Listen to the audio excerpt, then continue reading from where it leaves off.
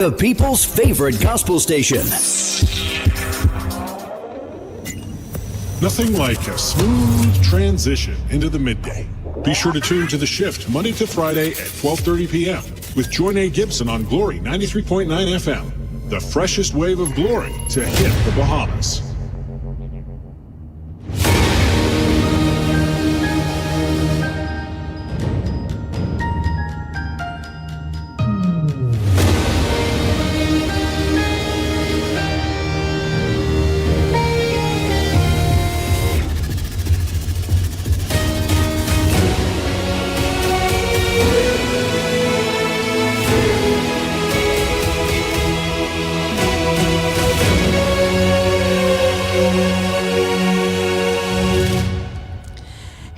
Hey, it's an amazing day here at Glory 93.9 FM. It's 12:30, so you know exactly what that means. You are tuned in, and of course, always locked and loaded on the shift with yours truly. I pray that you're having an amazing day today, and I want to say thank you for tuning in to Glory FM. Thank you for all those tuned in on Facebook, YouTube, and of course, our worldwide listeners. I have a quote here that says, "I'd hit the ground, but I'll bounce back."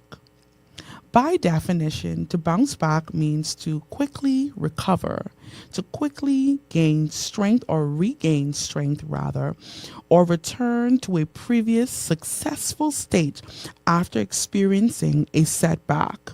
And I want to say this to you. There are many of you that are listening today that you are experiencing setbacks. You feel that every time you take maybe 4 steps forward, you take another 5 back. But this quote is simply saying, every time you hit the ground, every time you get to that low place, every time you feel like you're at your wit's end, nothing is working, nothing is happening, somehow, some way you quickly recover. And, you know, if we're honest, you've hit the ground before, not stumbled, you didn't slide, you didn't slip, but you literally hit the ground. And I'm talking about that kind of hitting the ground that knocks the wind out of you, that throws you off balance, the kind that makes you question your strength, your ability, your faith, even your future. But what I've learned is just because you hit the ground, it doesn't mean that you have to stay there.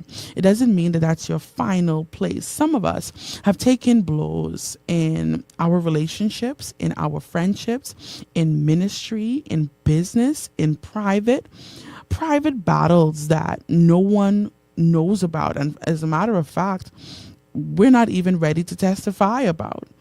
And yet we are still here. Yet you show up every day, you do your job, you show up in that friendship, you show up in that relationship, that friendship, ministry, business, in your private life, however you want to put it. You show up and you operate and you bounce back in a way that's undeniable. And my encouragement to you today is, although you may be experiencing what feels like the bottom, although you may be experiencing what feels like the roughest season or the roughest time of your life or the most difficult area in your life, I want you to know that you will bounce back. It's sort of like, I know this Bahamian culture, you know how we say, to some people who say, oh, after you have a baby, you bounce back. You have that bounce back body. You are able to bounce back no matter the circumstance, no matter how difficult the situation may be, no matter how difficult life may seem. You have the ability to bounce back from everything. You have the ability to shift your life in such a way that when you hit the ground, that ground catapults you, it pushes you, it thrusts you into your next level. It thrusts you into that new version of yourself. It thrusts you into that next level, even in ministry or in your marriage or in your friendship. It's the beginning of resilience. It's the beginning of new strength. It is the beginning of the second wind that you need. I want you today to know that whatever it is, whoever you are, wherever you are, no matter how difficult the situation may seem or even be, ability, you have the ability to bounce back. You have the ability to move from what seems like underground and reach the heavens, literally. You have the ability to shift your life in such a way that, watch this, it doesn't just amaze the people around you, but it leaves you dumbfounded. And you say things like, God, I could not have imagined it would turn out like this. I could not have imagined that it would be like this. And maybe that is your next level. Maybe that is your test today. And this is just a confirmation that you will make it.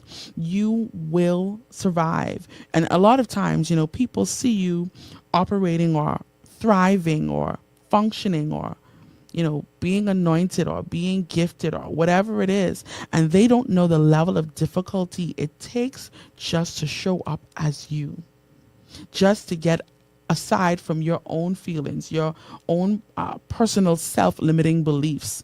But because you are listening to this today, it is a sign that you are going to bounce back. Shifters, it's time to lock in. Whether you're cruising in your car, maybe listening to Glory FM, right? Catching us on Facebook, YouTube, or worldwide listener, I want to say thank you for tuning in to today's show. Be sure to like and share, of course, this live broadcast. We are locked and loaded every Monday through Friday, same time, same place. Hey, Mr. Ferguson. Same time, same place, favorite station with your favorite person. Now, shifters, you know that this is an interactive experience. I need you to type in the comment section. I need you to use the call and text line. Holy Ghost. Okay, well, the text line today. The text line, call and text line. The call line today is 242-827-2543. And of course, the text line is 242-817-2544. Now, don't forget to subscribe to my YouTube channel and all social media platforms. That is at Joinae Gibson. And of course, at Glory 93.9 FM. Be sure to get in those comments section and let me know that you are locked and loaded with me today. And I'm going to dive right into today's topic. Today's topic, for all those listening, and yesterday, first of all, I'm moving too fast. Yesterday, I want to say, shifters, you guys were locked in so heavily before, during, and after that show. We talked about standing on business or standing in pride. Now, if you missed that show, I invite you to go rewatch it, because I had to go back and really make some mental notes for myself.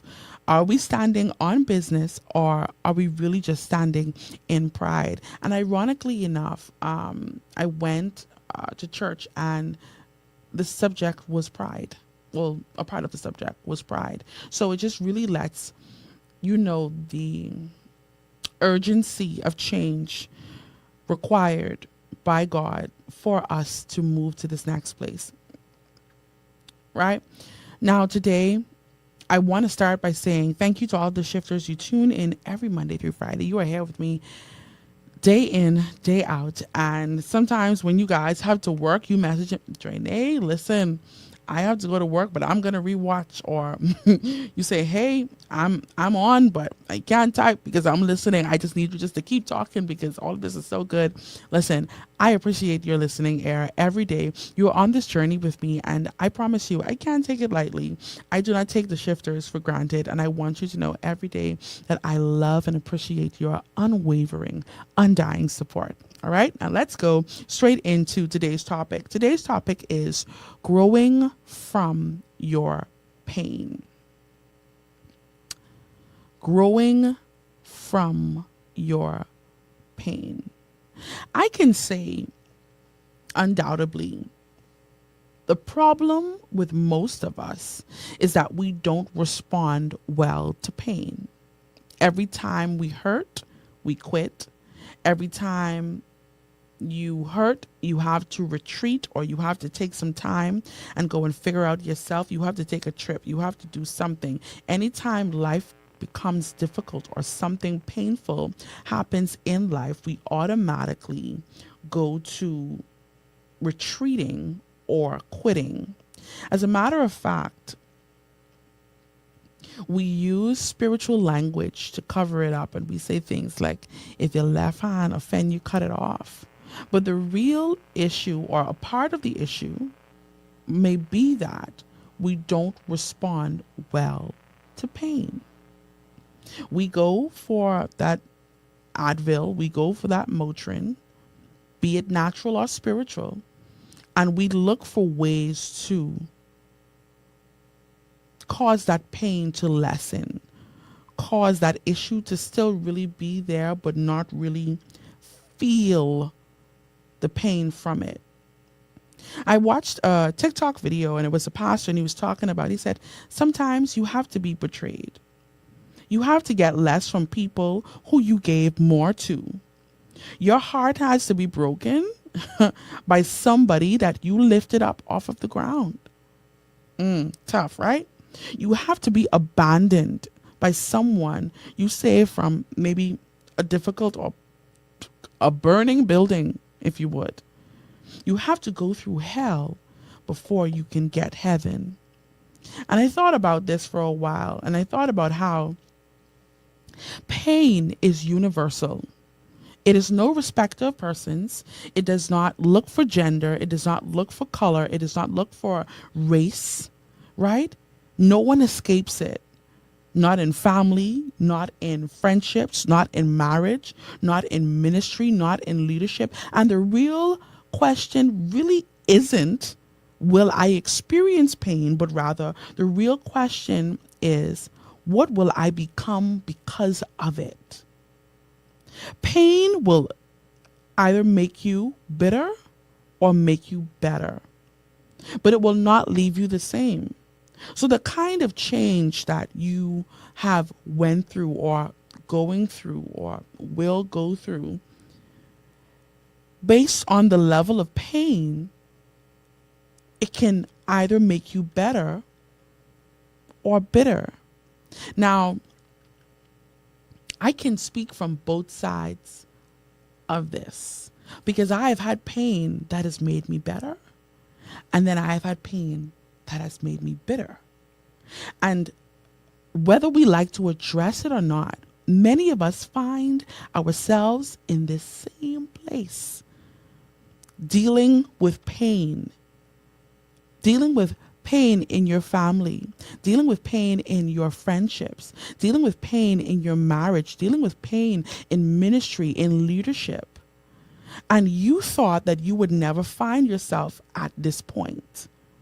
But like I mentioned earlier, the real question isn't that, will I experience pain? No, that's not the real question. The real question is, what will I become as a result of this pain?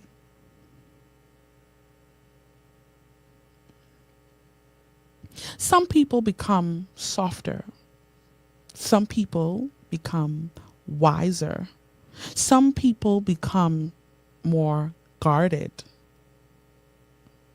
I'm gonna say that again. Some people become softer. Some people become wiser. Some people become guarded. And some people become hard. Pain changes you in a way that I almost can't even find the word to describe it. It can change you in a way that really shapes everything that you experienced and will experience in life. And, you know, I want to set this foundation for all those listening via Glory FM, all those on Facebook, all those on YouTube, and of course, our worldwide listeners. Pain always changes you. Let's start there. It will always change you. The issue is the direction. And I'll just start there. Have you ever been in a situation? And of course, for this, if you don't want to type in the comment section, you can use the text line. The text line today is 242-817-2544. Or, of course, you can use the shift line. And the shift line is 242-823-9939. Right? Today, we're talking about growing from your pain. Pain always changes you. We've set that foundation, but it's really just a matter of the direction. Okay. Some may ask, okay, Joinae, what is pain? Pain isn't just physical. It is more than just someone slapping you or punching you or, hurting you or harming you. But there is emotional pain as well. That's rejection, betrayal, disappointment, loss, failure, being overlooked, being misunderstood, being embarrassed publicly. Pain exposes really where we're most fragile, right? Pain, and I have so much here that I want to share with you, right? Pain is a teacher. The question is, are we really students?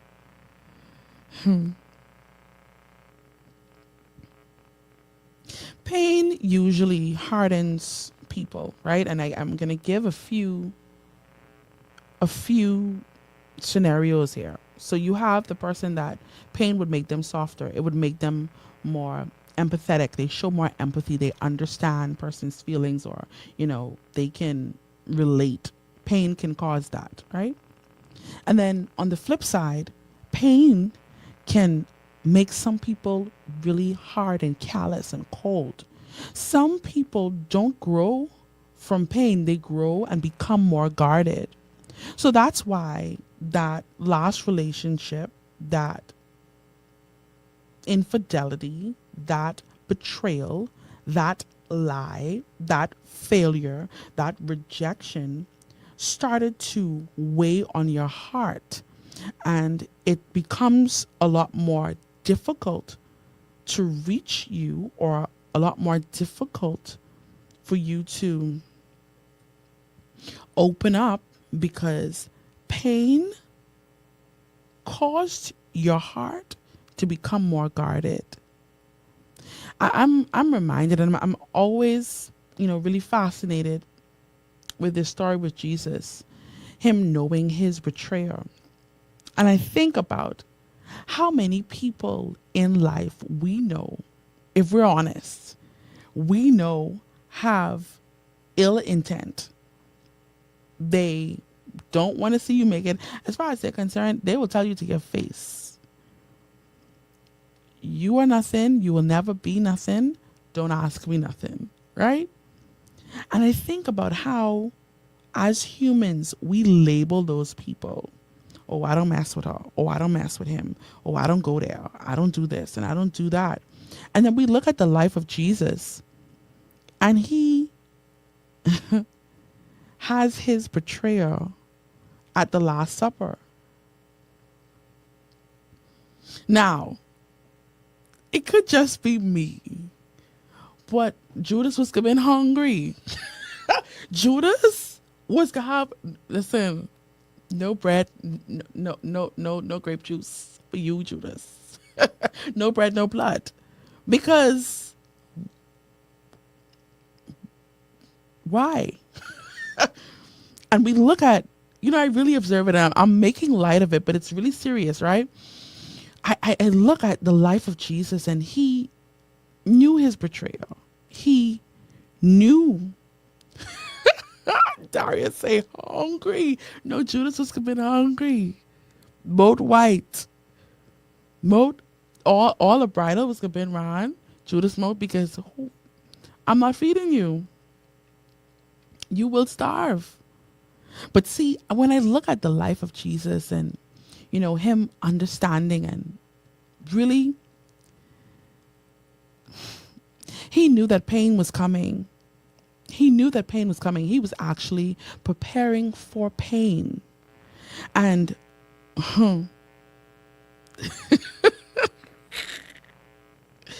J Dub says, I would have been throwing shade the whole night. Whole night. One like me? No. Judas wasn't asleep. Judas wasn't up that time of day. Right? But Jesus understood. And boy, we really gotta live like Christ for true, Jesus understood that the pain of my assignment, the pain that I'm going to have to endure, Judas, it's minute. It's insignificant.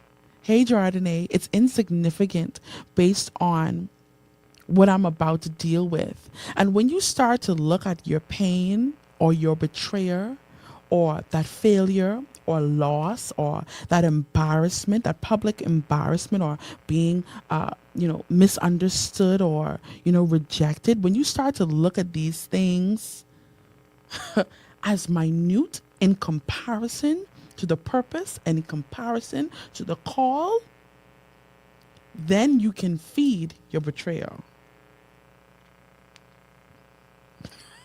Darius say, this is funny. Darius said, they would have just been peeling me off of Judas. No, seriously. Judas may have gotten these hands because when you go and betraying the Son of God, something? All right, I digress. I say that to say some of us, we don't know how to grow from pain. We don't know how to grow from betrayal. We don't know how to grow from failure. We don't know how to grow from being misunderstood, overlooked, rejected, abused, misused. We don't know how to grow from that. All we know is the pain that we feel in that moment, and we're going to build ourselves up in a way that it will never happen again. Talk the truth and shame the devil. How many times have you said, well, you get me once, you can get me again? I tell you that. I'm not going to allow another friend to betray me. I'm not going to allow another person to do this. I'm not going to allow another male. I'm not going to allow another female get away with what I let this next person get away with. Tell the truth. And the real reason why pain really hardens us, it is simply because it is spiritualized. We try to suppress it. We try to ignore it. And because we've done these things, it turns into that individual's identity. So all you know about yourself is this painful situation. Imagine if Jesus' whole point at the cross was Judas. Instead, he starts and he says, listen, Father, forgive them, for they know not what they do. See, we're not there yet. Unprocessed pain, y'all hear me good. Unprocessed pain becomes your personality.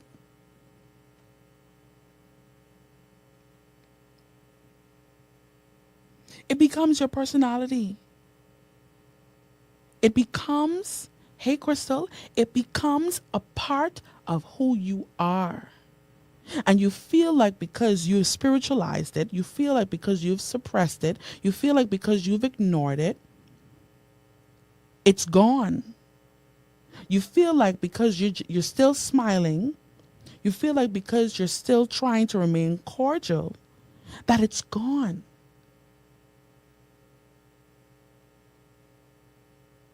You can't trust anyone anymore. When you don't manage that pain, it becomes projection. You project your thoughts onto everyone. One of the most dangerous, and I want you to get this. One of the most dangerous things you can do with pain is refuse to feel it. See, we don't like that, and we don't talk about that. We don't talk about sitting in that pain because society tells us, church tells us, family tells us, listen, you got to toughen up and you got to power through.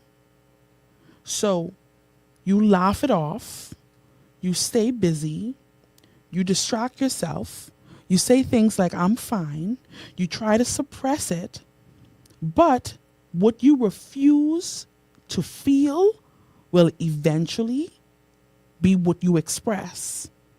I shared this before on the shift, the story with Gabby Douglas, and it was a Netflix documentary, if I'm not mistaken, right? So, long story short, she is at the peak of her career and she cannot figure out why she can't function, why she can't do the things that she's been practicing.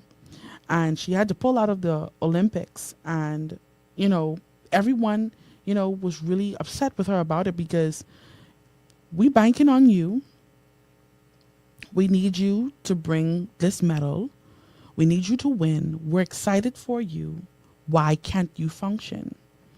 And some of you are, if you're honest, are operating just as Gabby Douglas, where you at the peak of your career, the peak of whatever that is, the peak of ministry, however you want to put it. I want you to find your lane, and I want you to tailor it to that.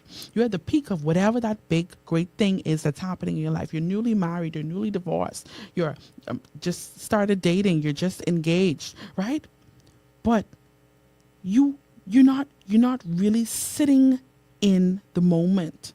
Why? Because there was another moment that went unresolved, that you suppressed, that you laughed off, that you constantly, those people who constantly work just so that they're not by themselves, or they don't spend time with their thoughts, that you distract yourself and you say things like, I'm fine. And what you refuse to feel, you will eventually express. So when she got to the Olympics, she now cannot operate because of something that she refused to deal with. I don't want to misquote the story, but there was something that happened with her coach that, went unresolved, and she didn't process that pain. She didn't process that trauma. So it comes out in a way that you cannot control. It comes out in anger. It comes out in isolation. It comes out in addiction.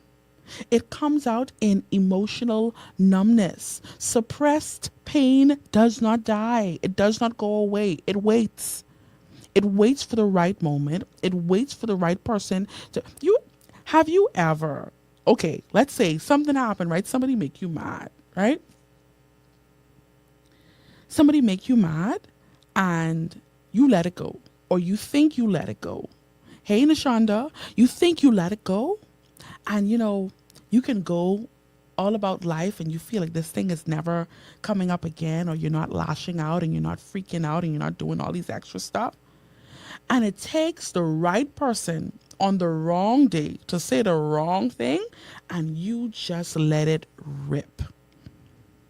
But crash out. You crash out. You don't care about nothing. You don't care about nobody. And it seems random.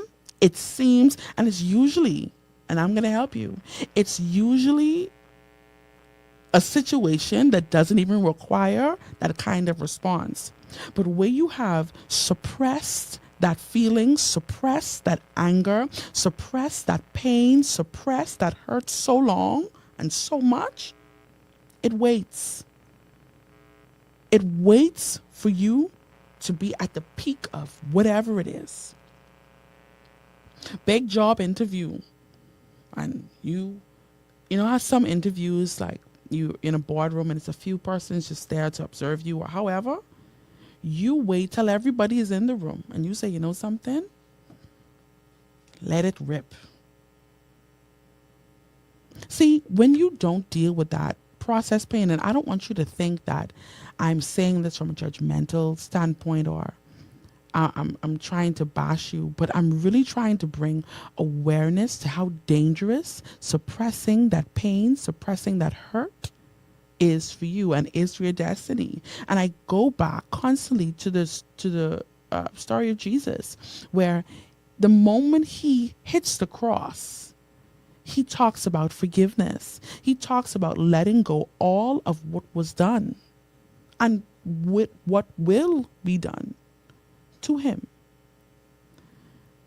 When you start to suppress that pain, when you start to ignore it, when you want to isolate it and put it on the back burner, that, you know, you detach yourself from a part of your reality. So sometimes people go through so much pain. They go through so much difficulty. They go through so much shame. They go through so much disgrace and public embarrassment that detachment is a survival mechanism. That in order to survive this, I have to pull myself from the reality. And it's the mind, it is the mind's way of saying, listen, this is too much. This is overwhelming. Let me disconnect. So you find yourself emotionally numb. You don't feel anything. You don't want to feel anything. You feel disconnected from your own story. You start to feel like life is just happening to you. It's almost as if you feel like you're watching your life happen in front of you. You're watching people do things to you. You're watching certain things happen. And it is a survival mechanism that the brain tells you, listen, this is overwhelming. This is a lot to handle. Because don't forget, our brains are wired to protect us. So anything that looks like it's going to be harmful to you, the brain will try or send signals to the body to block it. So your whole nervous system, everything about you tenses up. It tries to fortify itself to brace for quote unquote impact. So you're emotionally numb. You barely could remember certain memories. You have experiences. You have birthdays. You have anniversaries. You have times where you genuinely just cannot remember. It's a blur. Your childhood is a blur. Even in psychology, they unpack those suppressed memories. Anyone knows blacklist? Like, you know how they do Liz brain? You have to be a blacklist watcher to understand, right? But they took her through a process of suppressing those memories. So she has no recollection of it. Everything is blurry. Everything is in part. And if you find yourself today operating from that place, it means that there is a level of pain, or the pain in that moment can feel so big, so insurmountable, that it causes you to want to detach.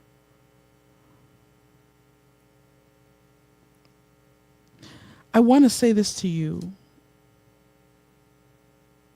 Protecting yourself is not healing. Protecting yourself is not healing. And detachment may help you, you're protected in the moment, but it prevents the work that needs to be done later.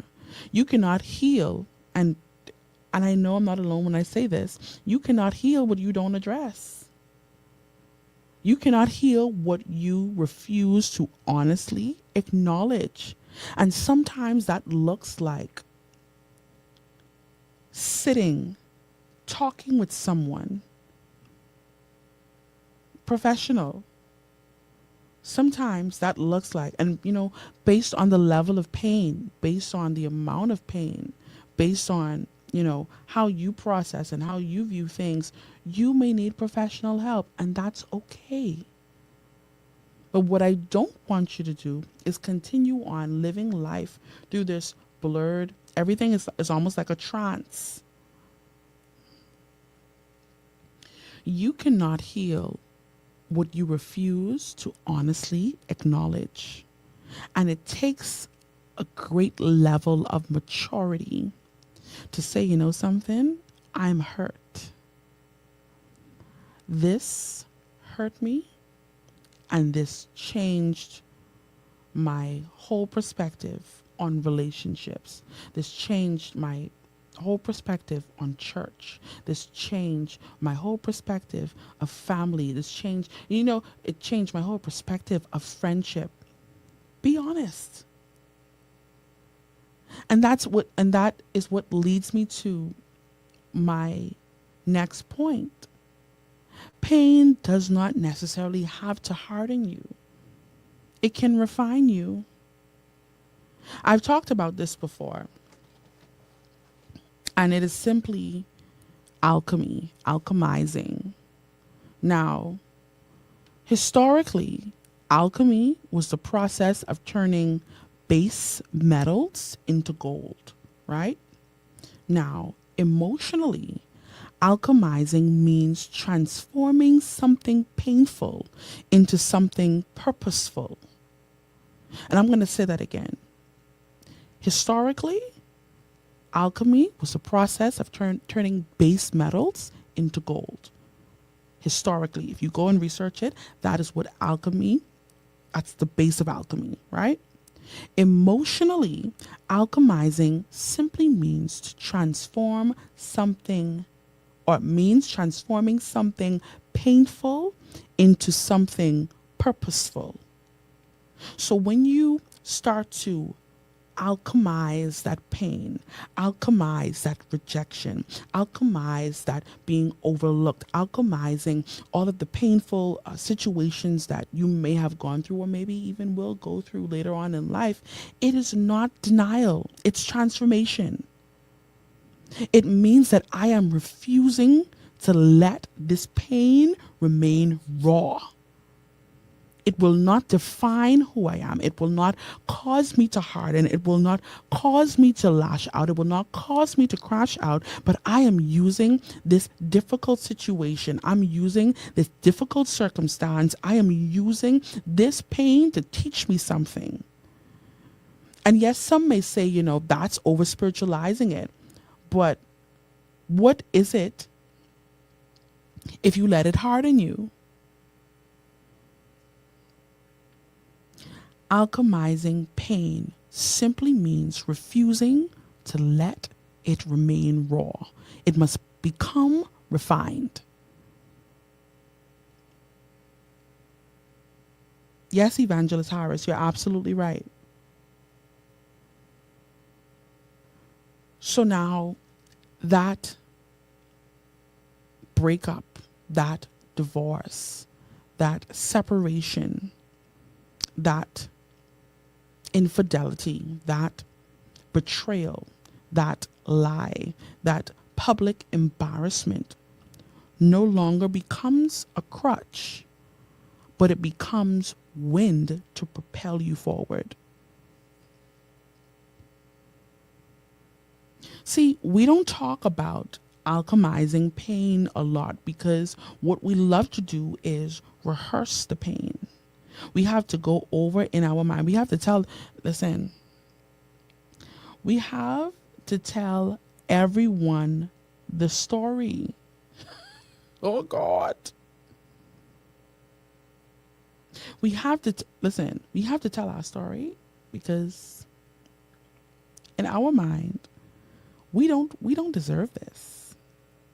And be that as it may, it happened. Now what? We can go on and on all day of, getting to the root why this person did this to me and why this person said this and why I feel this way, and building emotional intelligence and building all of these things, and self-confidence and good self-talk and all of these other things. And you could build good self-talk right on top of that pain. So by the time, if you don't see your words of affirmation, if you don't get your words of affirmation, when you get out of bed on your bathroom mirror, your day goes left. Why? Because that pain is still under those words of affirmation. Alchemizing that pain causes you to refine that difficult situation. Another word that I came up, I stumbled upon is to transmute. To transmute means to change the nature or the form of something. So in scripture, it looks like if any man be in Christ, he is a new creature. So you transmute, you change. It looks like caterpillar, butterfly, right? Transmuting pain simply means, and this is emotionally now, it simply means converting emotional energy into growth. So betrayal turns into boundaries. You know, okay, well this is a mistake that I made and I'm not going to make that again, but I'm not hard. Rejection into confidence. Not see when it's done the wrong way, the rejection transmute into pride if it's done wrong. All right. Disappointment into discipline. That's one we don't like. All right. Heartbreak into compassion. Transmuting is simply choosing what your pain becomes. I don't want you to think that I'm just, throwing all these things out here at you and, it sounds good when we transmute and we alchemize, but I want to really give you some practical steps on how you can actually alchemize pain. I have something here as well. The first step is acknowledge it. You name that pain.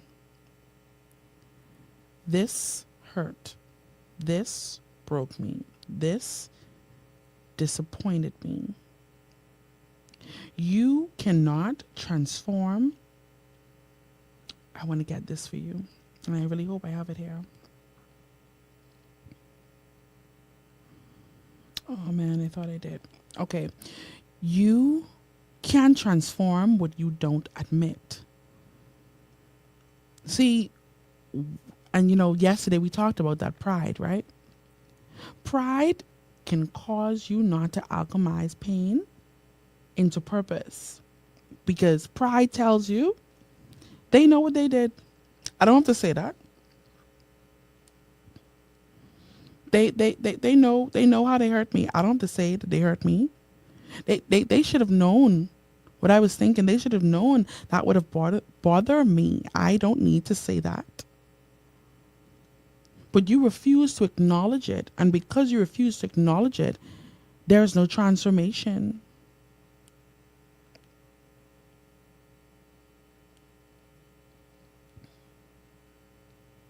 I want to ask a question. Do you think it's difficult to acknowledge things like this? Why is it difficult? I want to hear your thoughts. The text line is open. It's 242-817-2544. Or you can use the shift line, and that is 242-823-9939. Why is it difficult to acknowledge something hurt me? I want to hear. Maybe it's something I'm missing here.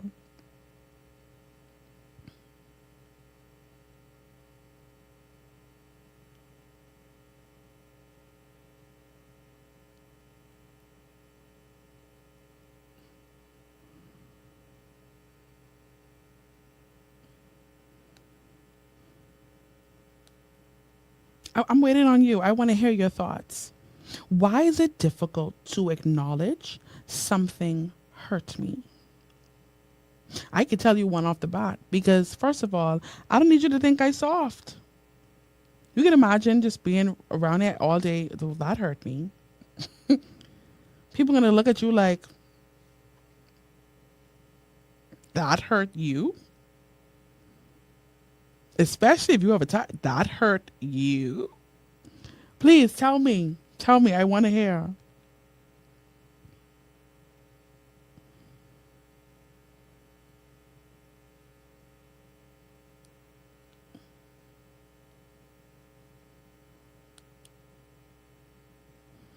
Okay, there is something that I want to get for you, and I hope that I can get it before the end of today's show. So we're going to move, right?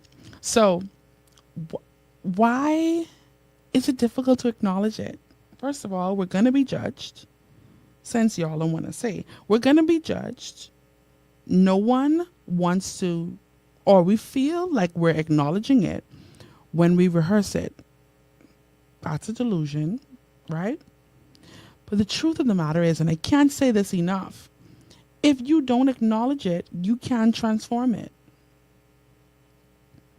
I had a conversation today with someone, and, I talked about, taking accountability for my actions or non action, taking ownership of what I did do and what I didn't do, not blame, not throwing it off on someone else, not making someone else's feelings or their whatever to feel like I don't value it.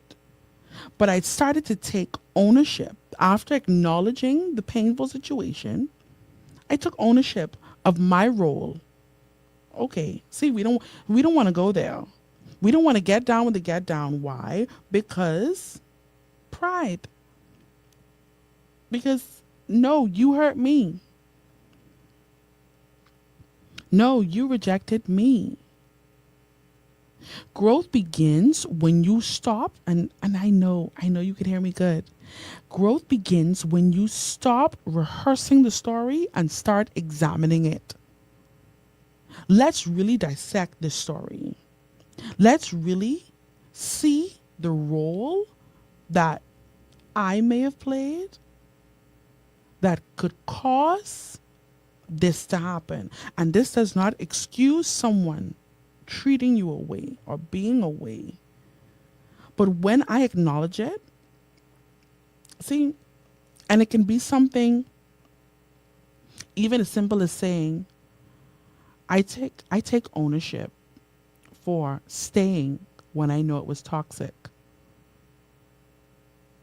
Not saying that whoever or that person had the right to treat you a particular way, but taking ownership, saying, something, I shouldn't. From I saw this red flag, I shouldn't have stayed. So the first one is acknowledge it. The second one is take ownership. The third one is extract the lesson. What is this teaching me right now? What is it that I'm not getting? What strength did I need to develop? If you want to take it there, what revelation should I gain from this? How can I help someone walk through this same thing and not make the mistakes that I made? Because whether we accept it or not, pain carries information. It teaches us something. What boundary did I learn?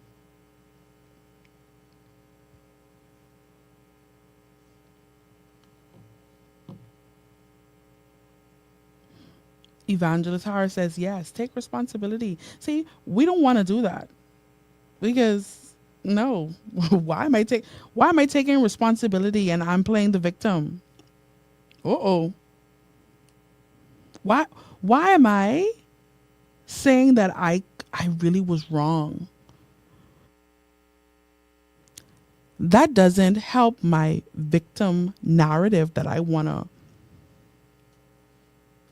let everyone else know. So acknowledge it, right? You acknowledge it. You take the ownership. You extract the lesson. Fourth one, and our time is almost come and gone, you reframe it.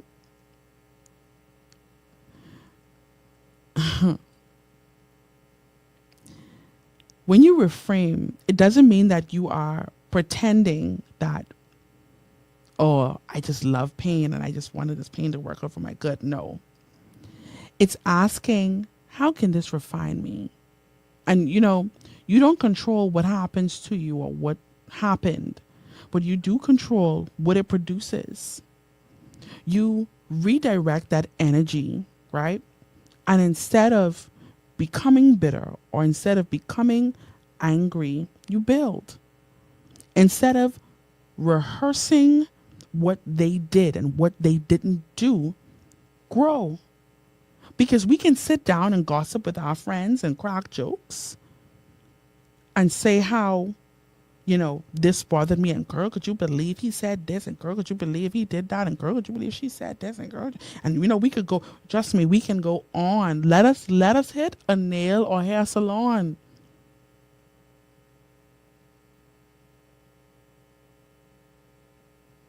Instead of bitterness and becoming cold and callous, why not build? Why not work on you? Instead of gossiping, instead of the smear campaign that you have on these people, why not grow? Instead of isolation and assuming no one has went this way before, no one has experienced this level of pain before, why not seek wisdom? Why not seek professional help? And I'm going to stick a pin right there. The real reason why we can't grow from our pain, because we love the victim role. We love that place of isolation. We do not want wisdom. We do want conflict all the time.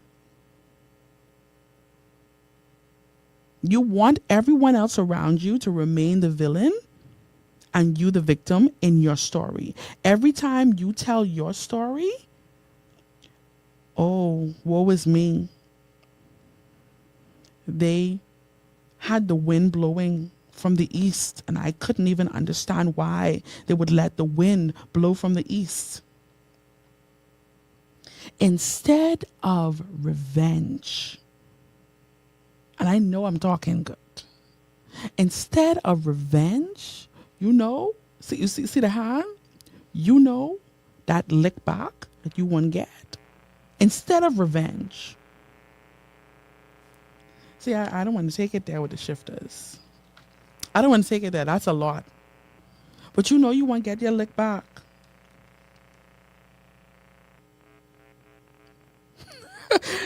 A faithful shifter say, you go in there. I love this. No, instead of getting that lick back, and I don't know, something just tell me stick on that. Instead of getting that lick back,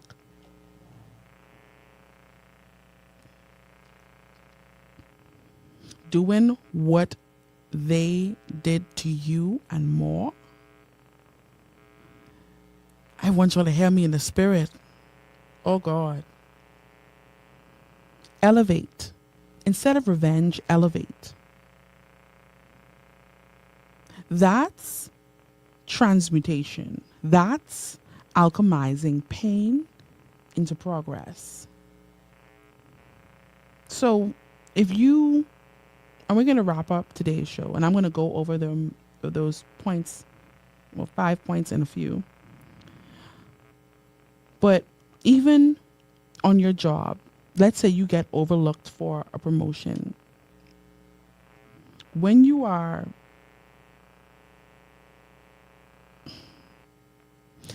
locked in with that pain, your response is bitterness, your response is withdrawal, your response is sabotage, your response is gossip.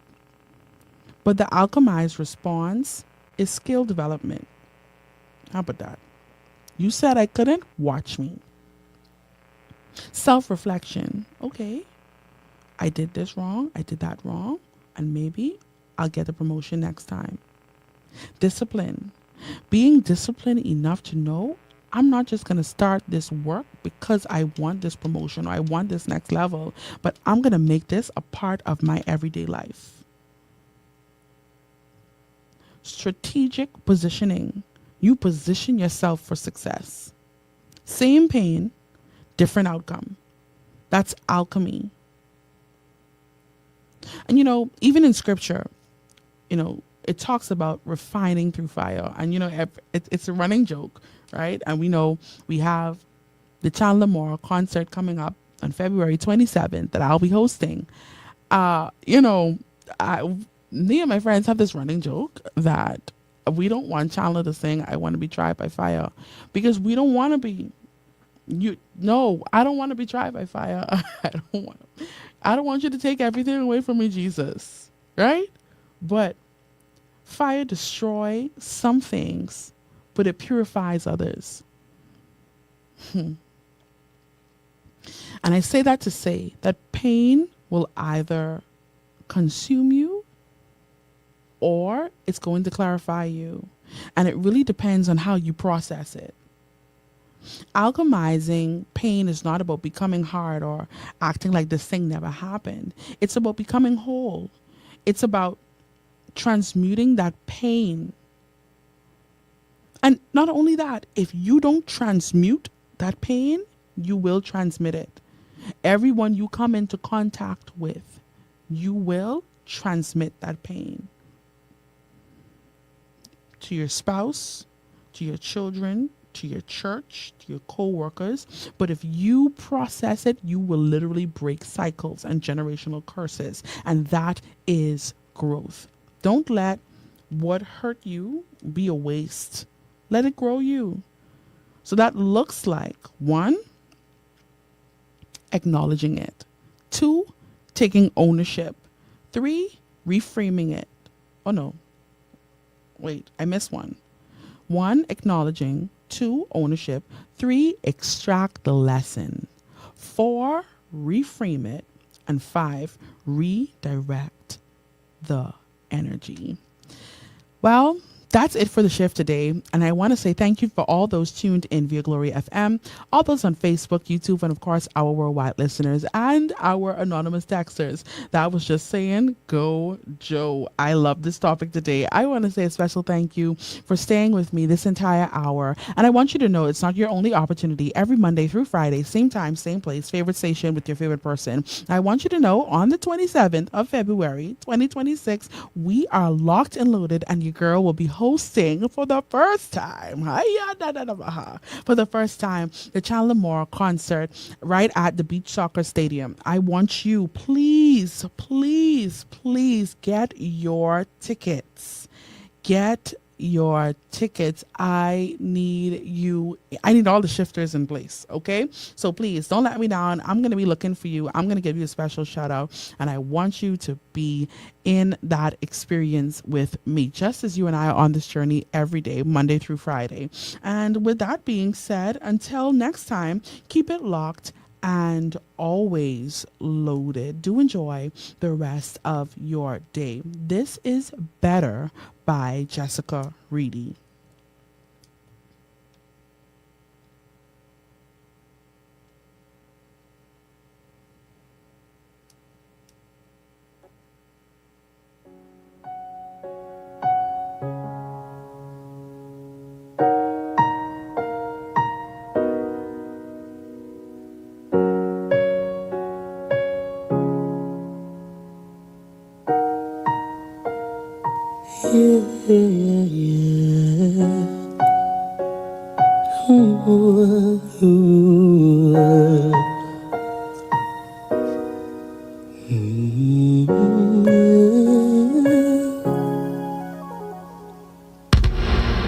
I used to be so broken, lost, empty, a heart with no beat, a singer with no song to sing. So I know the feeling, the silence is deafening, but in your pain lies a blessing, a sweet and sour victory. So keep walking, walking, walking, though it seems so far. No matter who you are, see there's one thing that I know. Life, it can leave you so bitter, bitter, bitter, bitter. But you must believe that it gets better, better, better, better. It's alright, dry your eyes, send a prayer to the sky. I know it's hard to find, but you must believe that it gets better.